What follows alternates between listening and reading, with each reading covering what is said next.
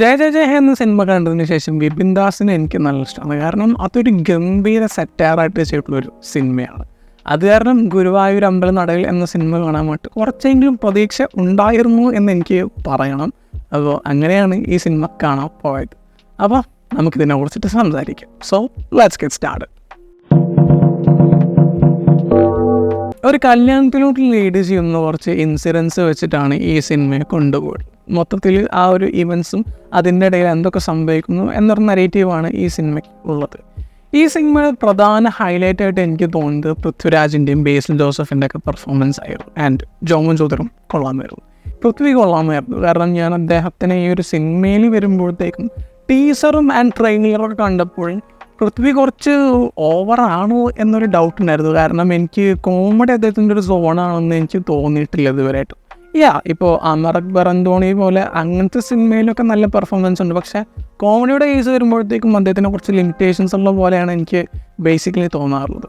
പക്ഷേ ഇങ്ങനെ ടീസറും ട്രെയിലറും കണ്ടിട്ട് കുറച്ച് ഓവറാണെന്ന് തോന്നുന്നൊരു സംഭവമൊക്കെ ഉണ്ടായിരുന്നെങ്കിൽ പോലും സിനിമയിലോട്ട് വരുമ്പോൾ ആ ഓവറായിട്ട് തോന്നിപ്പിക്കുന്ന സംഭവം ഈ സിനിമയ്ക്ക് നല്ലതാണെന്ന് എനിക്ക് തോന്നി. കാരണം കുറച്ച് ഓവർ അറിയാനല്ലേ എല്ലാവരും ശ്രദ്ധിക്കുള്ളൂ. അപ്പോൾ അങ്ങനെയാണ് ആ ഒരു പെർഫോമൻസ് പോകുന്നത്. ഈ സിനിമയ്ക്ക് നല്ല സ്യൂട്ടബിളാണ്. അപ്പോൾ അങ്ങനത്തെ ഒരു പെർഫോമൻസ് വരുമ്പോൾ സിനിമയിൽ അതൊരു പ്രശ്നമായിട്ട് എനിക്ക് തോന്നിയില്ല, നല്ലതായിരുന്നു. ആൻഡ് കുറേ ഭാഗത്തൊക്കെ പൃഥ്വിയുടെ ആ ഒരു കോമഡിയും കാര്യങ്ങളൊക്കെ വരുമ്പോഴത്തേക്കും അത്യാവശ്യം രീതിയിൽ ചിരിക്കാനുള്ള പെർഫോമൻസൊക്കെ അദ്ദേഹത്തിൻ്റെ ഒരു പെർഫോമൻസ് വഴി കിട്ടുന്നുണ്ട്. അത് കൊള്ളാമായിരുന്നു. ബേസിലും നല്ല ഡീസൻ്റ് ആയിരുന്നു. ഒരു പ്രൊട്ടാഗണിസ്റ്റായിട്ട് വരുന്ന സമയത്തൊക്കെ അദ്ദേഹത്തിൻ്റെ കുറച്ച് കാര്യങ്ങളൊക്കെ പറഞ്ഞിടുമ്പോഴത്തേക്കും അതും നല്ല ഡീസൻ്റായിട്ട് പറഞ്ഞു വെച്ച് പോകുന്നുണ്ട്. എന്നാൽ ഇതിൻ്റെ ഇടയിൽ ഞാൻ പ്രതീക്ഷിക്കാതെ നല്ല രസമായിട്ട് വന്നൊരു ആർട്ടിസ്റ്റാണ് ജോമോൻ ജോതർ. അദ്ദേഹത്തിൻ്റെ ആ ഒരു പെർഫോമൻസിനെ കുറിച്ചിട്ട് പറയുമ്പോഴത്തേക്ക് ഈ പറഞ്ഞ ബാക്കി എല്ലാവരുടെയും പോലെയുള്ള അത്ര സ്ക്രീൻ സ്പേസ് ഒന്നുമില്ല. പക്ഷേ ഉള്ള കുറച്ച് ഭാഗങ്ങളിൽ അദ്ദേഹം പൊളിച്ചടക്കിയിട്ടുണ്ട്. അങ്ങനത്തെ ഒക്കെ ഒരു പെർഫോമൻസ് ആയിരുന്നു. സോങ്സിൻ്റെ ഒക്കെ കേസ് പറയുമ്പോഴത്തേക്കും കുഴപ്പമില്ല, അങ്ങനത്തെ ഒരു സെറ്റപ്പിലാണ് തോന്നുന്നത്. വലിയ കിടിലമായിട്ട് പറയാനൊന്നുമില്ല കേസിൽ, എന്നാലും ഇങ്ങനെ കണ്ടിരിക്കുമ്പോൾ ഒരു ഫ്ലോയിലിങ്ങിന് പോകും. അങ്ങനത്തെ ഒരു ടൈപ്പ് സോങ്സ് ആയിരുന്നു. ഈ ഒരു സിനിമയുടെ ഇൻട്രൊഡക്ടറി പാർട്ടിലോട്ടൊക്കെ വരുമ്പോഴത്തേക്കും ശരിക്കും നല്ല കാര്യമായ രീതിയിൽ ഉണ്ട്.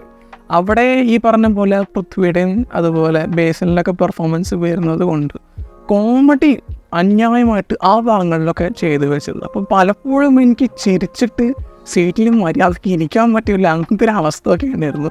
അത്ര രസകരമായിട്ടാണ് ഇൻട്രൊഡക്ടറി പാർട്ടിൽ കോമഡിയും കാര്യങ്ങളൊക്കെ ചെയ്തു വെച്ചത്. ഇൻ്റർവെല്ലിൽ എത്തുന്ന വരെയും ഈ ഒരു ഫ്ലോ ഒക്കെ ഉണ്ട്. അപ്പോൾ അതുവരെയൊക്കെ നല്ല രസമായിട്ട് കാണും. പക്ഷേ ഇൻ്റർവെല്ലിൽ കഴിഞ്ഞതിന് ശേഷം ഇടയ്ക്ക് കുറച്ച് ഫ്ലോസൊക്കെ ഈ സിനിമയ്ക്കുള്ള പോലെ തോന്നിയിരുന്നു. പക്ഷേ അത് അത്ര പ്രശ്നമായിട്ട് പറയേണ്ട കാര്യമൊന്നുമില്ല. എന്നാലും ഈ പറയുന്ന പോലെ ചിരിക്കാനുള്ള മൊമെൻറ്റ്സൊക്കെ വരുമ്പോഴത്തേക്കും ആ പ്രശ്നങ്ങളെ കുറച്ചെങ്കിലൊക്കെ ബാലൻസ് ചെയ്യാൻ പറ്റിയിട്ടുണ്ട്. അപ്പോൾ അത് കാരണം അത്യാവശ്യം ഡീസൻ്റായിട്ടുള്ള രീതിയിൽ കണ്ടിരിക്കാൻ പറ്റുന്നൊരു സിനിമയായിട്ടാണ് എനിക്ക് തോന്നിയത്. ആൻഡ് ഗുരുവായൂർ അമ്പലനടയിൽ എന്ന സിനിമയെ കുറിച്ചിട്ട് പറയുമ്പോൾ ഒരു അബവ് ആവറേജ് സിനിമയാണ് ഇത്. ഓക്കെ, അപ്പോൾ മറ്റൊരു വീഡിയോ ആയിട്ട് പിന്നെ വരാം. Bye guys.